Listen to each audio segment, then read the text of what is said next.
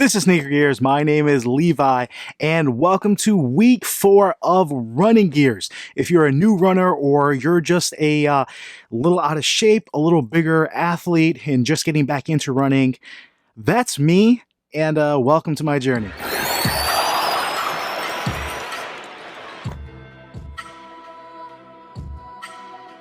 Alright, so for week 3, my goals were to go over 7 miles and to do 5 runs for this week. And I kind of hit that. Hopefully you guys follow along with me and you let me know if I succeeded. For my first run of the week, I always try to do kind of some intervals or a track day where I kind of do some sprints. And for that, I actually chose one of 2 shoes I was going to go with. It was either going to be the Zephyr from Topo Athletic, or I had a commenter actually say, how does the HyperBurst feel on Skechers? I'm like, man, you know what? I haven't ran in them in a while. Let me take out my Razor 3s. All right, so Skechers Performance is the worst marketing job I have seen. This, similar to when Toyota rebranded their Lexus vehicles, Honda did Acura, more recently with Hyundai and with their Genesis brand. Skechers Performance is a brand any runner, every runner should be checking out. Their cushion, which they call HyperBurst, is incredibly light. This is a size 13, and I can't illustrate how light this really is. It is bouncy, absorbs impact really well, just flexes really naturally. Such an incredible cushion, and the Skechers Performance line is totally different than pretty much everything that Skechers brand does as far as the materials that they use, their performance that they're putting out. They really need to rebrand themselves and use whatever name or whatever company they want, but get on this. This cushion is fantastic. So I literally just did 1-minute repeats where just all out sprints, ended up doing about 1.5 miles. And actually I think I ended up doing, what was it, like 200-meter kind of sprints on this, and not really sprints, but going pretty quickly, and it's just fantastic. I can't say enough about this shoe. Now, running on a track does kind of give you a little bit extra cushion, so these feel even more cushioned, and they're just super lightweight.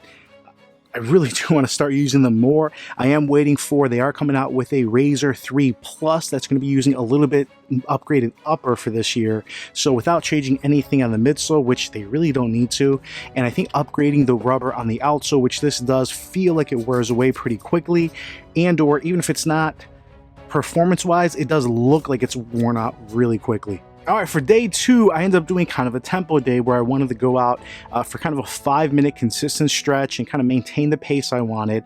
And this was something I just got from, I believe he's a subscriber now. I won't call him out if he doesn't want me to, but he was able to give me these at a really great deal. The Hyper Elite. Now, I have read good and bad things about this shoe. One, it ran super narrow. I've read that the cushion really felt very firm compared to what we're used to with HyperBurst. And my take, being a 12 wide, kind of do 12.5. This is a size 12. And just for comparison's purposes, I did a 13 on the Razor, and that fits me just right. This fits me like a sock. It is incredibly close. There's no real heel cup to this. My foot is just completely at the toe, right here, kind of right where you would want it to be. So it is very racing flat like. Now, unlike the carbon fiber plate, and this does have a carbon fiber plate while having, I believe, an additional 5 millimeters of HyperBurst comparatively to the Razor, the cushion on this was very light. It wasn't as soft as the HyperBurst in the Razor 3, but I still got more of a muted impact where I didn't feel any shock from the ground, and I wore this just on concrete, on asphalt, and I was still getting just a little pushback. It was nice. The pushback on this, and you can just see it there, is effective, but wasn't as aggressive as what we're getting on something like the Vaporfly, where that really pushes you forward and kind of wears at your Achilles and your calves in a little bit different way. Same thing with the Carbon X. Love those shoes, but this is something I can see wearing a lot more often. This felt amazing. Like, I can't say enough good things about it. Compared to the Vaporfly, this is not going to be as aggressive pushing off, which again, I don't think is needed for everybody.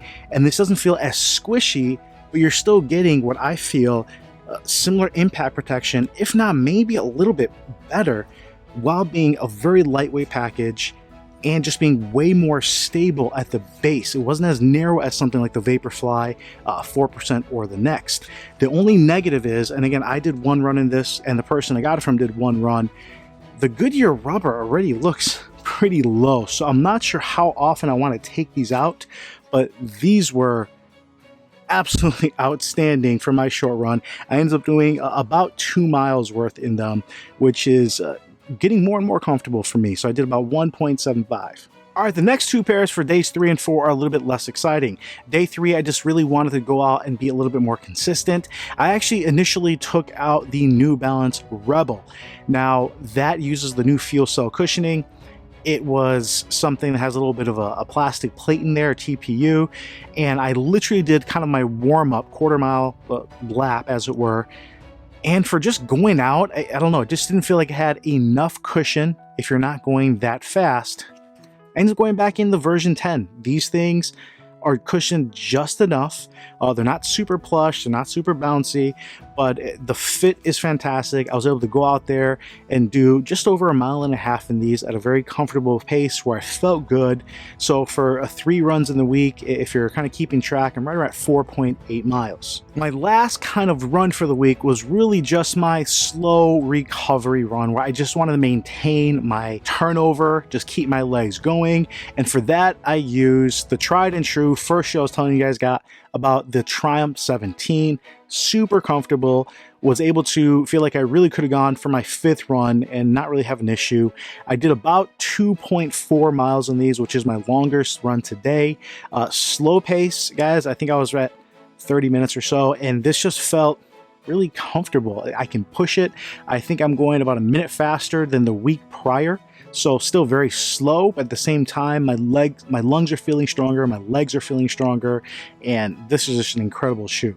Now, my 5th run wasn't really a run. I went on a walk on Sunday for about 1/2 mile. So if you're keeping track with me, I think I got to about 7.2, if that's right.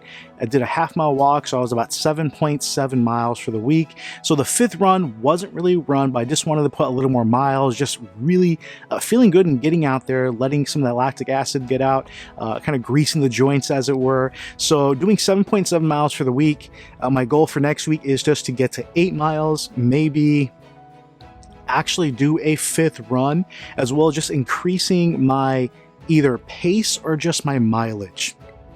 Right now, as an early runner, what I'm reading from a lot of places is really just getting the mileage under your belt, slow laps, just building that aerobic engine, as it were, which is your heart, your lungs, just feeling more comfortable, just putting those miles and all that stress on the ligaments in your feet. So my goal is next week, again, doing 5 runs, maybe a legit 5 runs, and let's do over 8 miles, which for me is kind of a big goal. So guys, if you want, let me know if you would like me to share some of the things I'm doing, adding to becoming a stronger runner. I'm still doing some stuff as far as trying to do some sprints and some quick agility workouts, since I do play more basketball, but at the same time, I do need to get in better shape for running. So all this is just being part of my journey. As always, if you guys have any questions, please put them in the comments below. And if you have any recommendations for me to follow or things I should try, please let me know. I'm always looking to learn more. As always, really appreciate you guys. This is Levi with Sneaker Gears, and I'll come at you later.